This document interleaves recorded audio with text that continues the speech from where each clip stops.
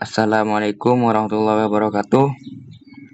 Kami dari kelompok 5 yang beranggotakan sebagai berikut akan menjelaskan tentang materi Carnot Method. Metode Carnot Map adalah alat grafis yang digunakan untuk menyederhanakan persamaan logika atau mengubah tabel kebenaran menjadi rangkaian logika yang sesuai secara sederhana dan teratur. Meskipun Kmap dapat digunakan untuk masalah dengan sejumlah variabel input, namun kegunaannya secara praktis terbatas pada 5 atau 6 variabel. Pembahasan berikut akan dibatasi pada masalah dengan hingga 4 input karena masalah dengan 5 dan 6 input terlalu rumit dan lebih baik diselesaikan dengan program komputer. Pada gambar di samping, kolom A, B, dan X ini adalah variabel input A dan B, dan output X untuk sebuah fungsi logika, tabel kebenaran.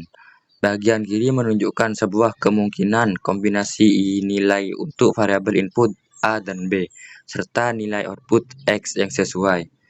Peta Carnot bagian kanan adalah representasi visual dari tabel kebenaran. Setiap kotak pada peta mewakili satu kombinasi nilai input.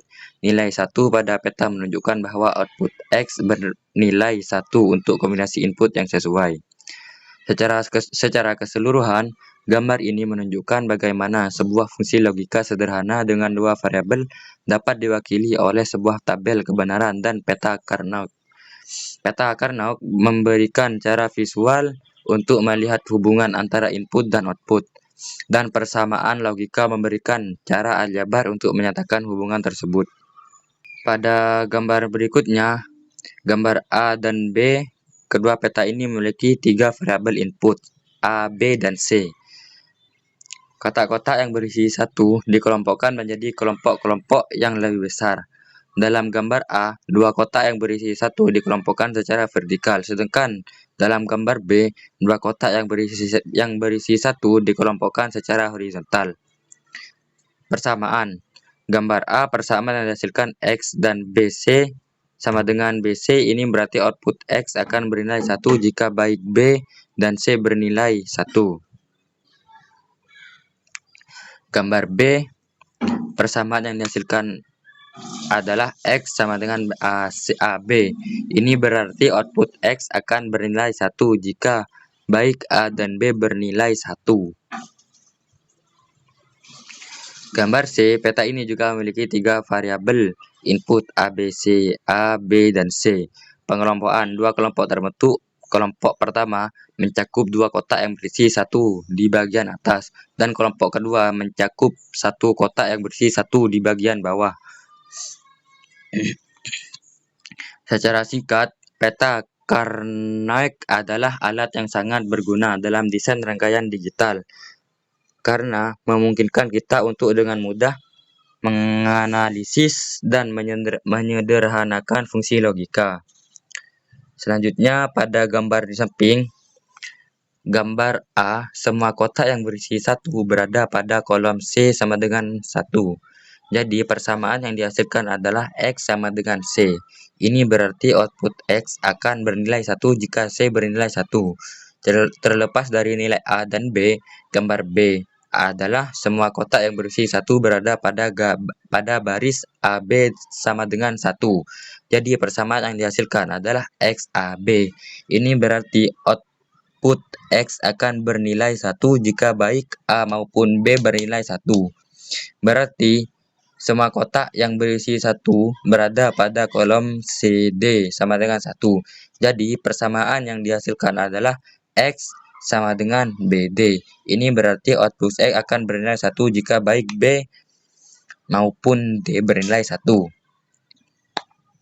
Pada gambar ini, pengelompokan sedikit lebih kompleks, tetapi prinsipnya sama. Kita mengelompokkan kotak-kotak yang berisi 1 sedemikian rupa sehingga variabel yang tidak berubah nilainya dalam kelompok tersebut akan muncul dalam persamaan akhir. Pada gambar berikutnya, gambar A terdapat 4 kelompok yang terbentuk. Setiap kelompok mewakili satu suku dalam persamaan akhir. Persamaan yang dihasilkan adalah X sama dengan A, CD, plus ABC plus ABC plus ACD. Ini berarti output X akan bernilai 1 jika salah satu dari 4 kondisi ini terpenuhi. Setiap gambar mewakili sebuah fungsi logika. Setiap kotak pada peta mewakili satu kombinasi nilai input. Misalnya pada gambar A, kotak paling kiri atas mewakili kondisi di mana A sama dengan 0, B sama dengan 0, C sama dengan 0, dan D sama dengan 0. Nilai 1 jika output bernilai 1 untuk kombinasi input tertentu, maka kotak yang sesuai diisi dengan angka 1. Untuk gambar berikutnya, gambar A, B, dan C, masing-masing gambar menunjukkan sebuah peta kemap dengan 4 variabel input A, B, C, D. Peta yang berwarna kuning menunjukkan minterm yang bernilai 1. Loop, garis lengkung yang menggabungkan peta-peta bernilai disebut loop. Setiap loop mewakili sebuah implecan. Persamaan yang ditulis di sebelah kanan setiap gambar adalah persamaan boolean yang setara dengan fungsi yang diwakili oleh peta kemap. Persamaan ini diperoleh dengan melihat variabel-variabel yang sama pada setiap peta dalam sebuah loop dan menuliskan sebagai sebuah suku. Contoh, pada gambar A ada 3 loop. Loop 4 menggabungkan peta 4, 5, 12, 13. Variabel yang sama pada semua peta adalah A, C, dan D. Jadi, suku yang dihasilkan adalah ACD. Loop 11, 15 menggabungkan peta 11 dan 15. Variabel yang sama adalah A dan C. Jadi, suku yang dihasilkan adalah AC. Loop 6, 7, 5, 10, dan 11 menggabungkan peta 6, 7, 10, dan 11. Variabel yang sama adalah B dan D. Jadi, suku yang dihasilkan adalah BD. Jadi, persamaan boolean yang setara dengan peta kemap A adalah X sama dengan ACD plus AC plus BD. Pada contoh gambar A, pada gambar berikutnya ada 4 loop yang terbentuk. Setiap loop mewakili satu suku dalam persamaan akhir. Variabel yang sama pada setiap peta dalam sebuah loop dituliskan sebagai sebuah buku. Contoh pada gambar B, terdapat loop yang membentang di tepi peta.